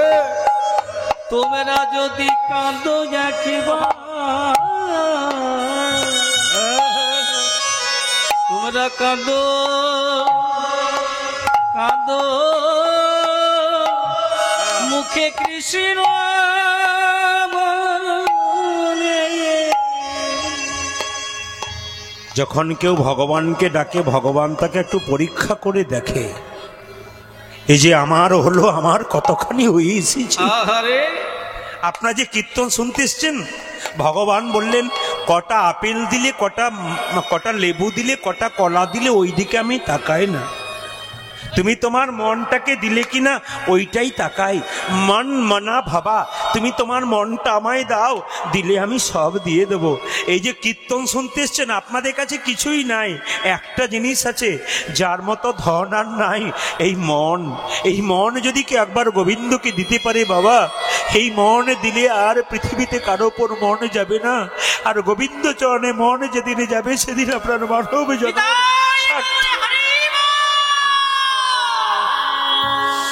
সবাই লক্ষ্য করুন বাবা। মুকুন্দ সরকার কি করেছে দেখুন, যখন দাঁড়িয়ে আছে সবাই লক্ষ্য করুন, তখন মুকুন্দ সরকার মহাপ্রভুকে প্রণাম করছে। মহাপ্রভু তো জানতে পারছে না তিনি অন্তর্যামী। শ্রীবাসকে বলছে, শ্রীবাস তোমার দরজায় দু ভাই এসছে, তা ওরা দুজন আমাকে দেখা করতে এসছে, একবার চলো দর্শন দিয়ে আসি। আসলে কি জানেন, আমি একটা কথা বারবার বলবো আপনাদেরকে, কোনো মন্দিরে গিয়ে কোনো ভক্তিমতী মা বা ভক্ত একই কথা যদি বারবার বলেন, ভগবান শুনতে বাধ্য। যার প্রচন্ড ঘুম আছে তার দরজায় বারবার ধাক্কা দিতে গেলে যেমন সে একবার জেগে উঠবে, ভগবানের মন্দিরে একই কথা বারবার বললে ভগবান শুনবে। কেন? ভক্ত যদি কাই মনে কোনো বাঞ্ছা করে, ভগবানের সাধ্য নাই সেই বাঞ্ছা নাই পড়ে। ভগবান ভক্তের কাছে গাড়ি বাড়ি টাকা পয়সা চাই না, ভগবান ভক্তের কাছে কি চাই? প্রেম আর ভক্তি। ভগবানের কাছে গাড়ি বাড়ি চাইবেন না মা। কেন বলুন তো? একটা ছেলে বাচ্চার কাছে, একটা ছেলে মায়ের কাছে ঘুরঘুর করছে, মা তো জানে বাচ্চা কি চাই, সেরকম ভগবানের মন্দিরে গিয়ে চাইবেন কেন? আমার মেয়ের বিয়ে দিয়ে দাও, আমার ছেলে চাকরি দিয়ে দাও। আপনি বলবেন কেন? তিনি তো অন্তর্যামী, আপনার কি আছে না আছে তিনি তো জানেন, আবার জানিয়ে দিয়ে বলবেন কেন? তাহলে অন্তর্যামী নাম কি করে হলো? শুধু আপনি যান, চোখের জলে ভেসে ভক্তি সম্পদ দিন, ভগবান আপনাকে কৃপা সম্পদ দেবে। মহাপ্রভু কি করলেন না, মুকুন্দ সরকার নরহরি সরকারকে দেখা করবার জন্যে সুরধনির তীর দিয়ে হরিনাম করতে করতে চলে যাচ্ছেন, আর দু ভাই মিলে দর্শন করছেন। মহাপ্রভু জিজ্ঞেস করলো, শিবাস ওদের মধ্যে মন দিয়ে শুনবেন, ওদের মধ্যে যে ছোট ভাই তাকে বলে দাও সে আমার সঙ্গে হরিনাম করবে, একসঙ্গে থাকবে, আমার কৃপা পাবে। আর যে বড় ভাই তাকে বলে দাও 100 জন্ম কৃপা পাবে না। আজকের এই সুন্দর হরিবাসরে যারা কীর্তন শুনতে এসছেন, এমন হতে পারে দু ভাই কীর্তন শুনতে এসছেন, এক ভাই কৃপা পেলেন, এক ভাই পেলেন না। যে ভাই পেল তার আনন্দ হবে, যে পাবে না তার কত কষ্ট হবে। তো শ্রীবাসকে মুকুন্দ মহাপ্রভু কি সুন্দর কথা বললো, যে বড় ভাই তাকে বলে দাও 100 জন্ম সঙ্গ পাবে না, আর যে ছোট ভাই তাকে বলে দাও সে আমার সঙ্গে সারা জীবন কীর্তন করবে। শ্রীবাস এসে বলছে, এমনি বলা যায়? আচ্ছা আচ্ছা, তোমাদের মধ্যে বড় ভাইকে? আমার নাম মুকুন্দ সরকার, আমার ভাই এ নরহরি সরকার। ও আচ্ছা আচ্ছা, তোমাদের মধ্যে নরহরি সরকারকে? এই যে আমি আমার দাদার পেছনে দাঁড়িয়ে আছি, তোমার জন্যে প্রভু বলেছে তুমি সারা জীবন প্রভুর সঙ্গে কীর্তন করবে, প্রভুর আশীর্বাদ পাবে, প্রভুর সঙ্গে থাকবে। বড় ভাই বলছে, আমার জন্য কি বলেছে? তোমার জন্য বলেছে তুমি মহাপ্রভুর 100 জন্ম সঙ্গ পাবে না, 100 জন্ম কৃপা পাবে না, কৃপা পাবে না।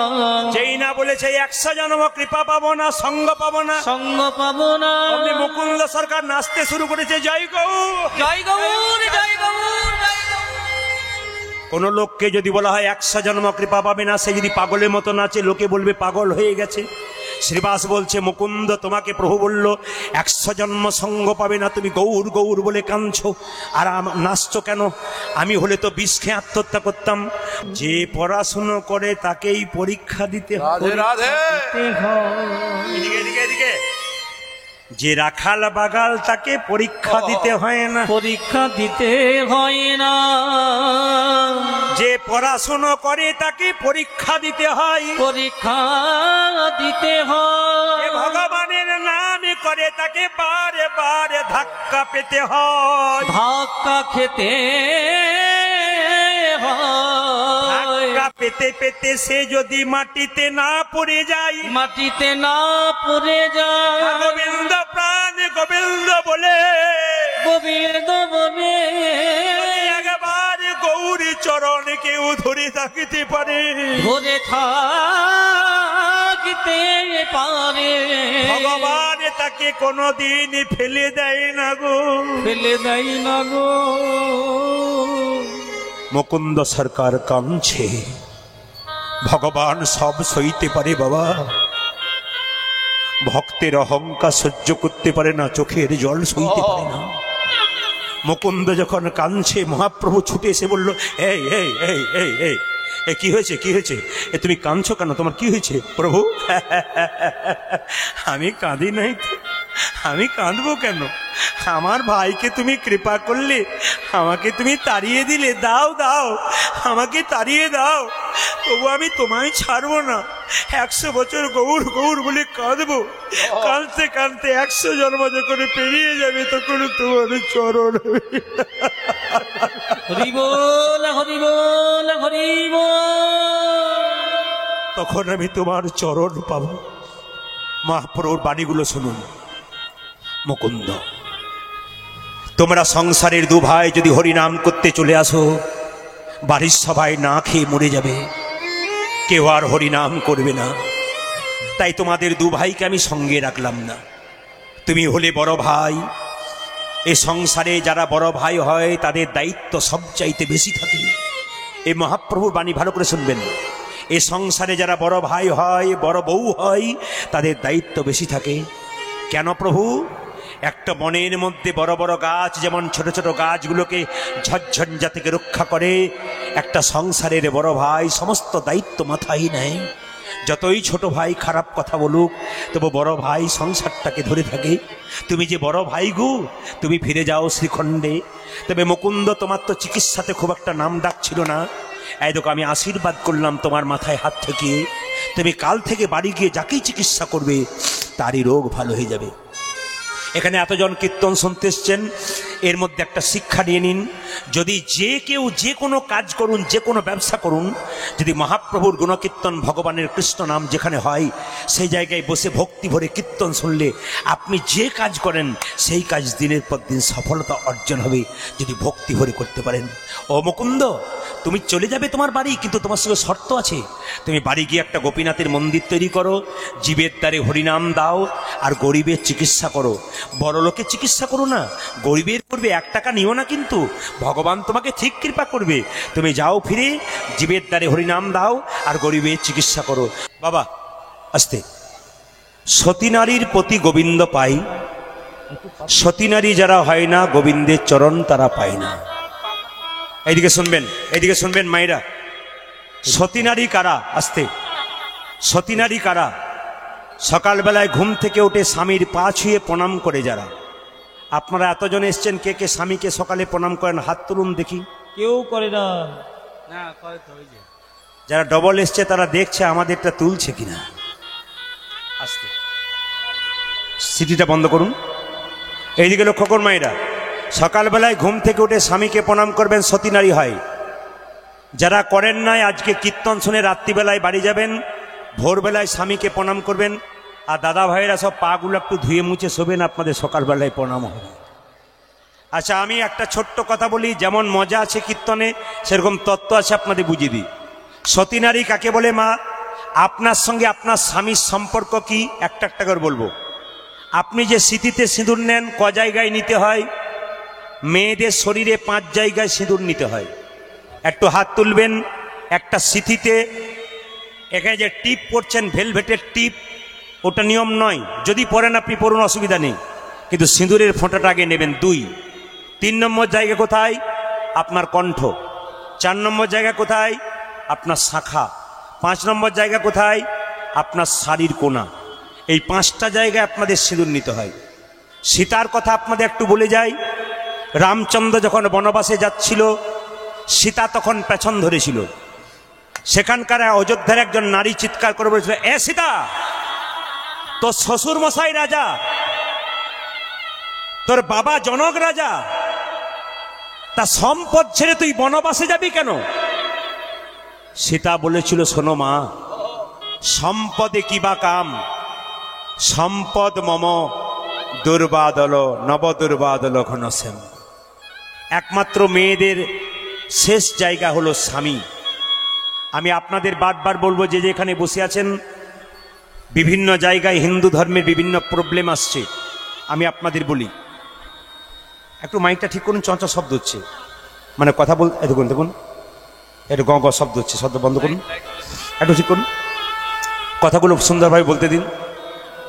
আমাকে বায়না করেছে আন্দামান নিকোবর দ্বীপপুঞ্জ, সেখানকার মানুষ, একজন বিখ্যাত প্রফেসর আছেন, তিনি বায়না করেছেন, কথাবার্তা বলে রেখেছেন। উনি বলতে চাইছেন, এই দ্বীপপুঞ্জের মাটিতে 250 কিলোমিটার এই সমুদ্রের জলে আপনাকে নিয়ে নিয়ে যাব।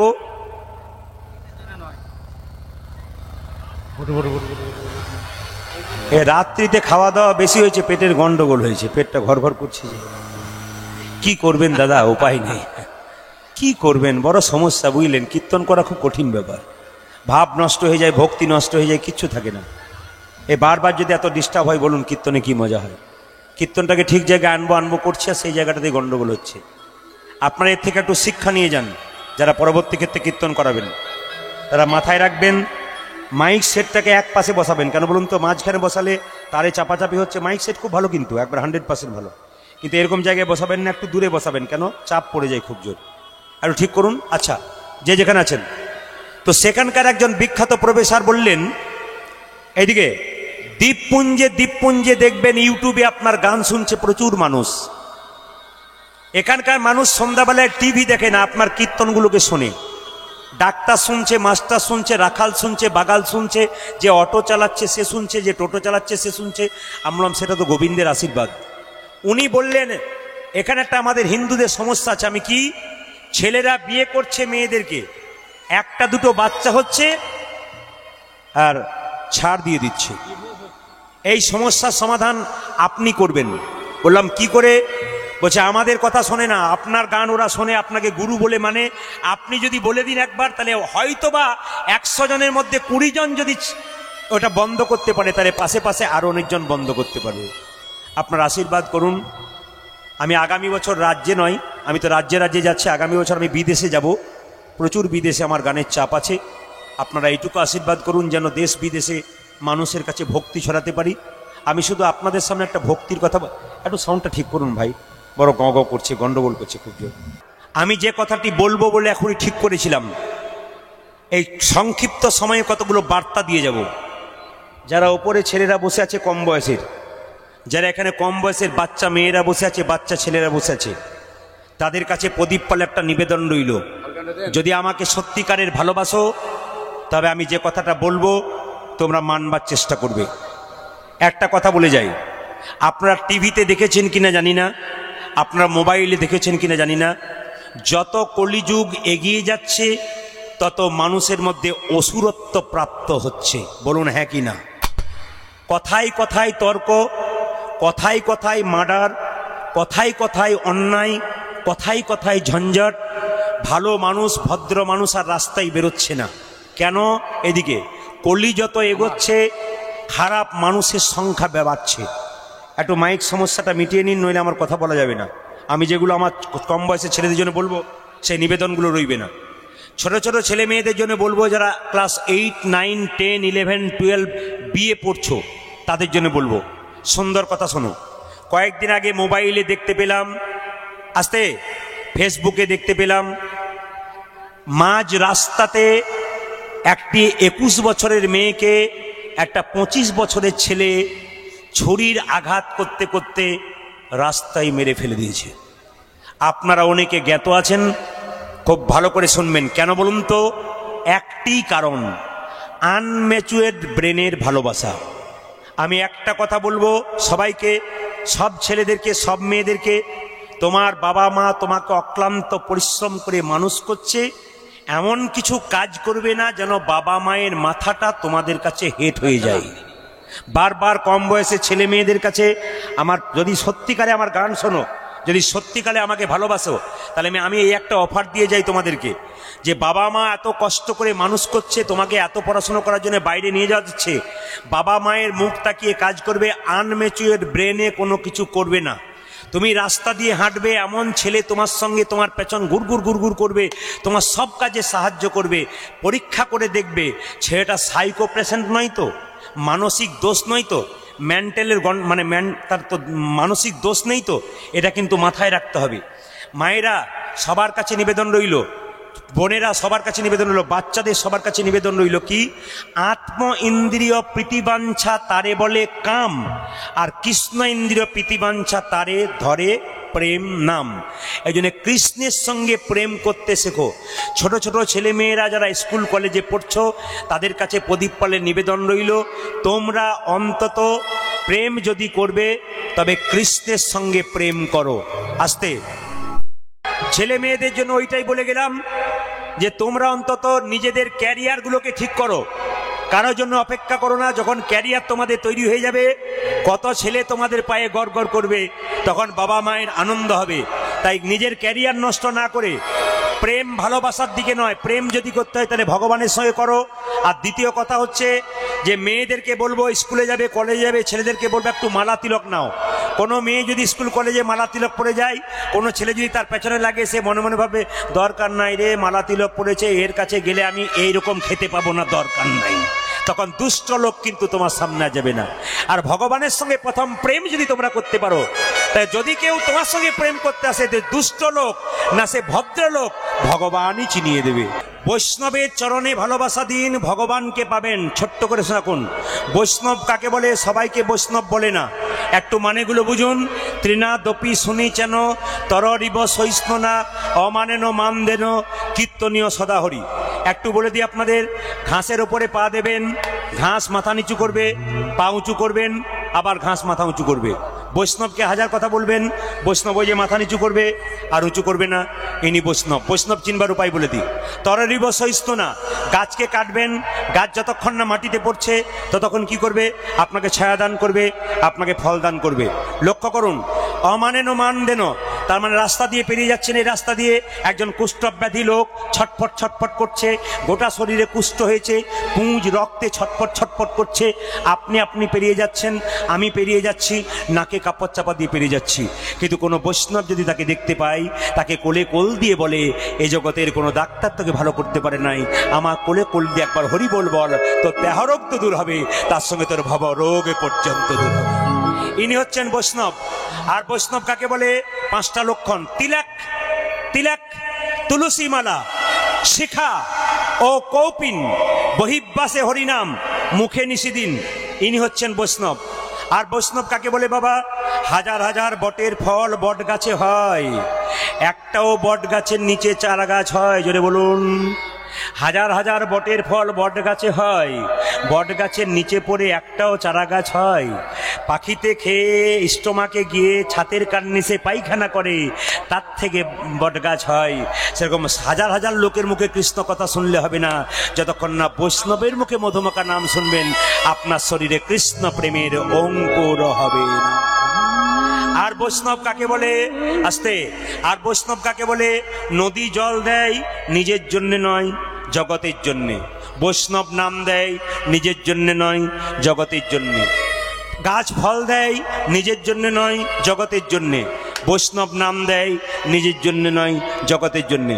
বৈষ্ণবের স্বভাব কেমন দেখুন, কাউকে অভিশাপ দেবে না, হাসি মুখে যাবে, যতই খারাপ কথা বলবেন, ইনি বৈষ্ণব।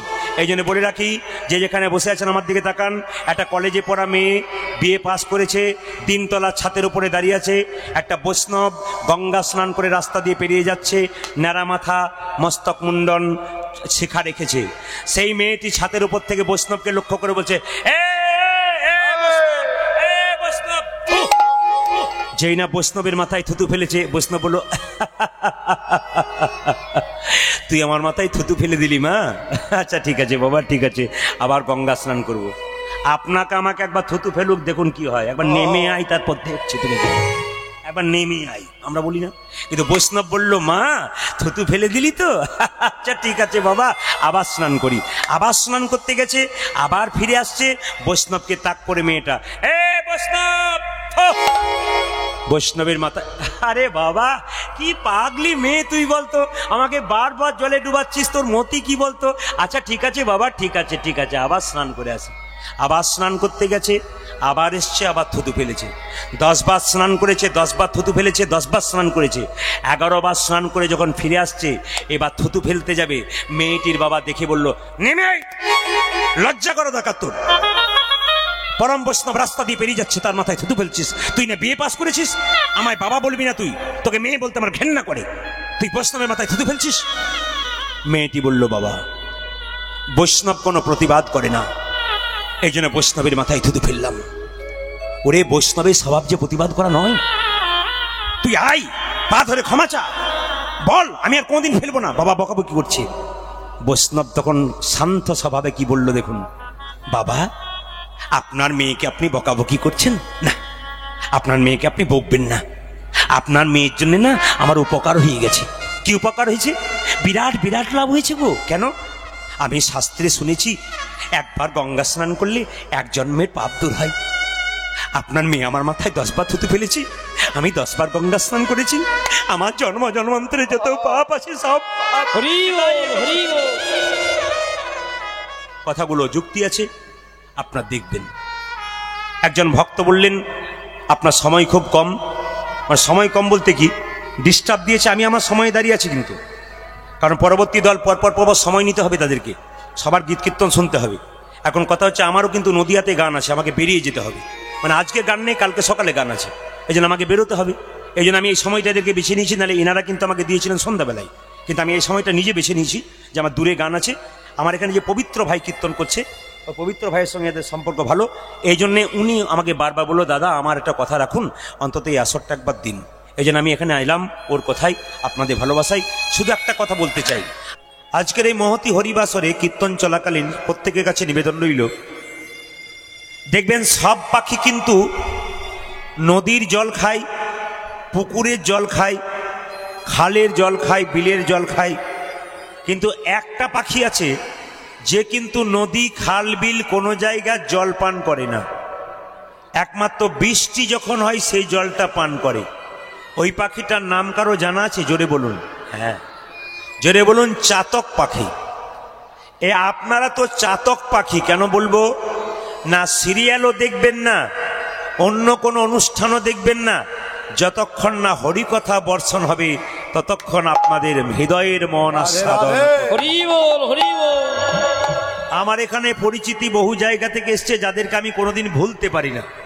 যে কে মিলন বাজার, আমি এসেছিলাম বহুদিন আগে, আবার ভাইয়েরা আমার কাছে এসেছেন, কিন্তু আমি সবাইকে বলি সময় দিতে পারি না, কিন্তু আমি কাউকে ভুলতে পারি না, কারণ সবার ভালোবাসা আমার হৃদয়ে আছে।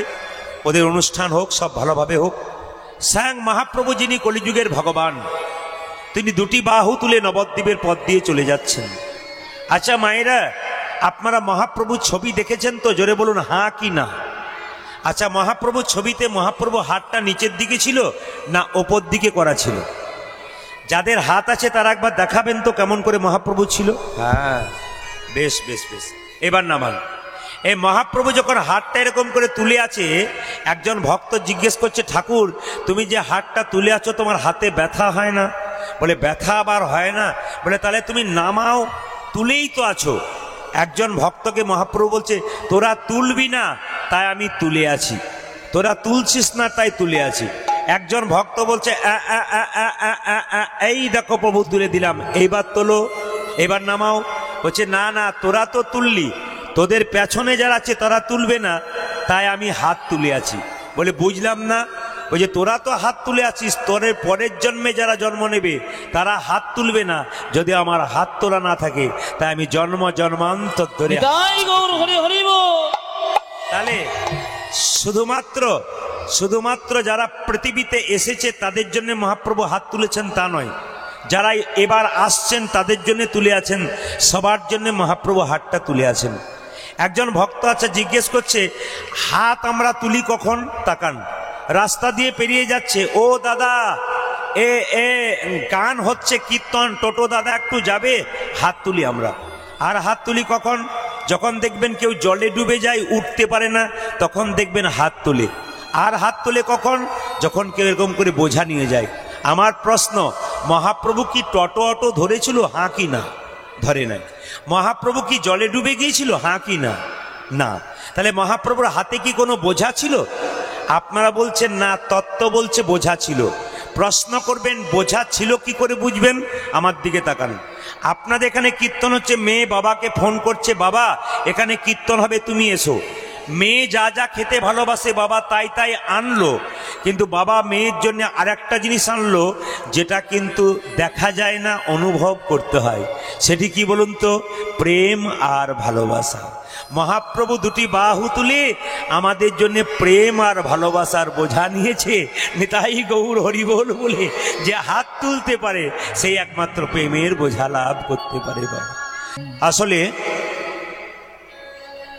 গত রাত্রিতে কলকাতায় ছিলাম, পরপর আছি, সারারাত্রি জেগে আমাদের ঘুম হয়নি, মাত্র 2 ঘন্টা শুয়েছিলাম। কমিটির অত্যন্ত ভালোবাসা, সারারাত্রি জেগেছিলেন আপনাদের আহ্বান করার জন্য। প্রথমে যে কথাটা বলবো, অনেকে আসরে ঢোকার আগে আমাকে বললেন, আপনার আমাদের জায়গায় গান আছে, নামগুলো বলবো না, আপনার একটু প্রচার করবেন, আমাদের ওখানে নাম গান আছে। কিন্তু আমি আপনাকে বলি, 1 বছর আগে বুকিং করতে হয়, 1 বছর আগে কথা বলতে হয়। হয়তো বা হতে পারে, কিন্তু আমি ডায়েরি দেখিনি তাই বলতে পারলাম না কোথায় কোথায় গান আছে। তবে একটা ফেক খবর আছে, খবরটা দিয়ে দিই। যদি আপনারা মোবাইল নাম্বারে কোনো জায়গাতে 38 দেখতে পান, 38 লাস্টে 38, নদিয়ার কোনো একটা ছেলে প্রদীপ পালের ম্যানেজার বলে প্রচুর গানের বায়না নিয়ে নিচ্ছে, ভুল করে ওর নাম্বারটা ওর মোবাইলে চলে গেছে।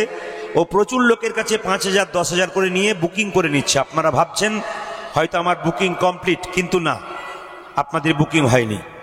যারা ভাবছেন বুকিং হয়ে বসে আছে, যদি ওইরকম জায়গায় পৌঁছাচ্ছেন তাহলে আপনাদের বুকিং হয়নি।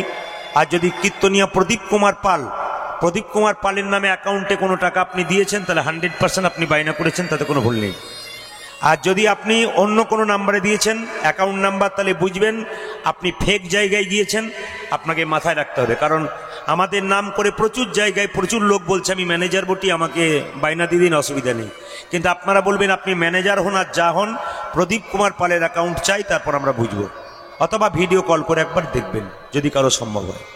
একবার জোরে বলুন, রাধা রানী কি, শ্যাম সুন্দর কি, মদন মোহন কি, হরিবাসর কি।